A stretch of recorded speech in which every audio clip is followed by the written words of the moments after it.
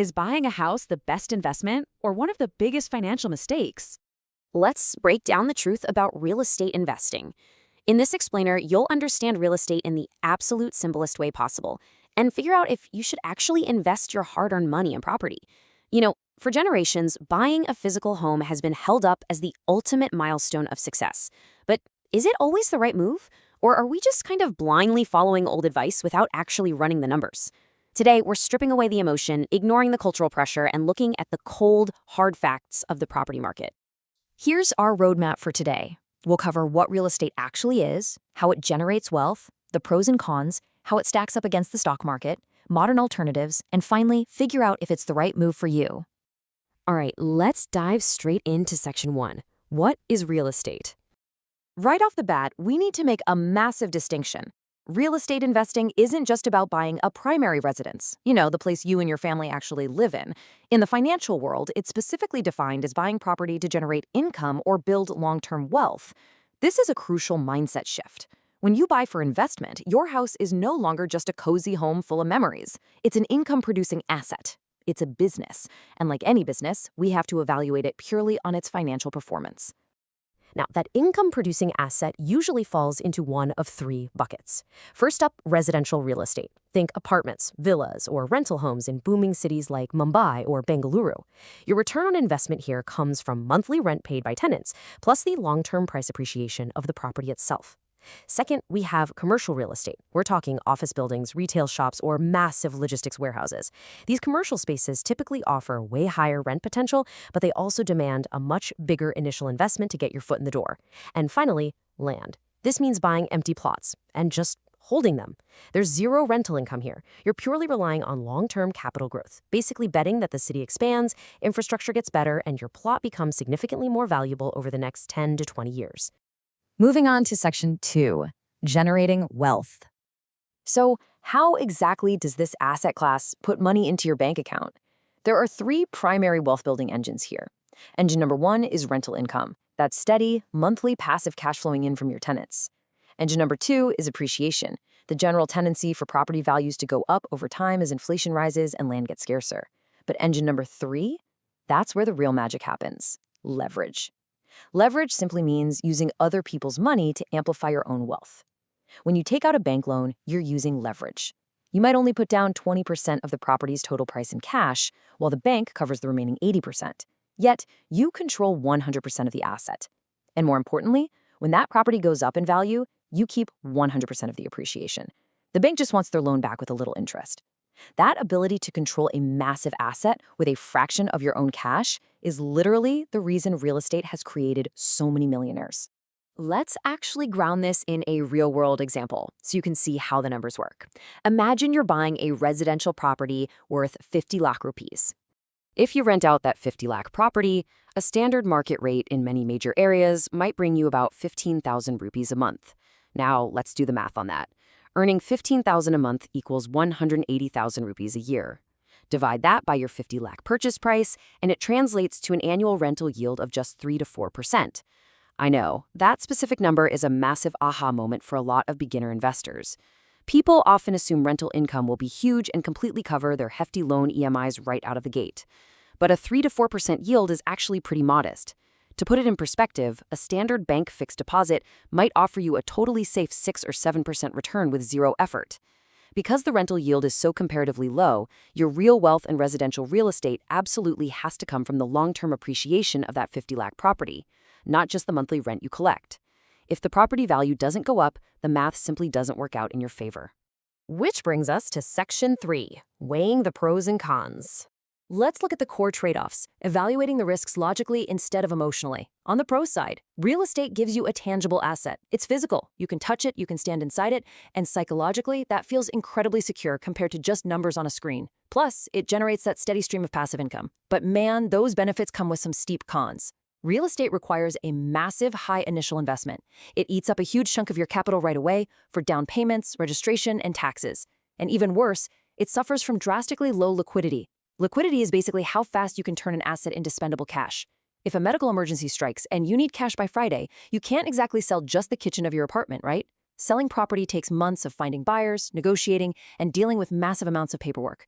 Your money is effectively trapped in the brick and mortar. Continuing with the trade-offs, a massive pro is the leverage we discussed earlier, using bank money to amplify your gains. Property is also a fantastic inflation hedge. Historically, as the general cost of living goes up, property values and the rent you can charge go up right alongside it, protecting your purchasing power. However, you've got to balance that against the hidden cons: maintenance costs and vacancy risk. Physical properties constantly age. Roofs leak, plumbing breaks, and property taxes are due every single year, eating directly into your profits. And then there's vacancy risk. What happens if your tenant moves out and the local rental market slows down? Your property might sit empty for 3, 4, or 5 months. You have zero income coming in, but here's the harsh reality. The bank still expects their loan EMI payment on the first of every single month, absolutely without fail. That can create immense financial stress. Let's move to Section 4, real estate versus the stock market. Let's stage a showdown between the two heavyweights of the investing world, because comparing these assets side by side often changes how people view wealth building entirely. Starting with the investment amount. Real estate demands high capital just to get started. The stock market requires incredibly low capital. You can literally start investing with pocket change by buying fractional shares. Moving to liquidity. As we noted, real estate is low, locking your money up for years. Stocks are highly liquid, letting you sell shares and have cash in your bank account in just a day or two. When it comes to returns, real estate generally offers moderate, steady appreciation, while the broader stock market has historically offered high, compounding returns over a 20 to 30-year horizon, albeit with more short-term bumps. Finally, let's look at effort. Real estate is inherently a medium to high-effort investment. You've got to deal with brokers, screen tenants, handle legal paperwork, and fix broken pipes at 2 in the morning. A broad market index fund in the stock market, that is strictly low effort. You set up an automated transfer, and you literally do nothing else while the market works for you. All right, Section 5, the modern alternative, REITs. So what if you love the idea of real estate? You love the cash flow and the stability, but you absolutely hate the high effort, the low liquidity, and the massive upfront cost. Enter the REIT, or Real Estate Investment Trust. The best way to understand it is to think of a REIT as the mutual fund of the real estate world. It's a highly efficient financial vehicle that pools money from thousands of everyday investors to buy, operate, and manage massive premium real estate portfolios. We're talking giant shopping malls, commercial office parks, and luxury hotels. You get to invest in real estate without ever actually having to buy or maintain a physical property yourself. The sheer brilliance of a REIT is how it completely solves traditional real estate problems. Because you're buying shares of a trust, you have a very low initial investment. You can own a tiny fraction of $1 billion commercial tech park for the price of a nice dinner out. You still get the core benefit of property ownership too, because REITs are legally required to pay out the majority of their taxable income as dividends to their shareholders. This means you still earn your portion of the rental income. And the absolute best part, REITs are traded on public stock exchanges exactly like regular stocks. That provides immediate, high liquidity. You can buy into the real estate market on a Monday morning and cash out your position on a Wednesday afternoon with a single tap on your brokerage app. It perfectly blends real estate exposure with stock market convenience. So, Section 6. Is it right for you? We have to bring all this logic and data together to form a personal strategy. Physical real estate is truly ideal if you already have a large pool of capital, you have a very long-term investment horizon, and you're specifically seeking stable, tangible, passive income to diversify an already healthy financial portfolio.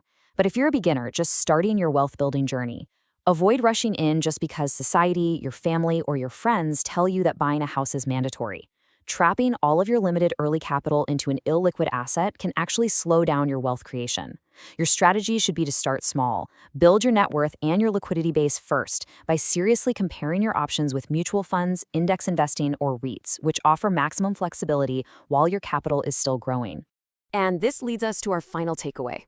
Real estate is undeniably an incredibly powerful asset class. Let's be clear. It has built immense generational wealth across the globe for centuries. But the reality is that it's not always the best first investment. Smart investors don't just buy property because they feel an emotional urge to own a piece of land.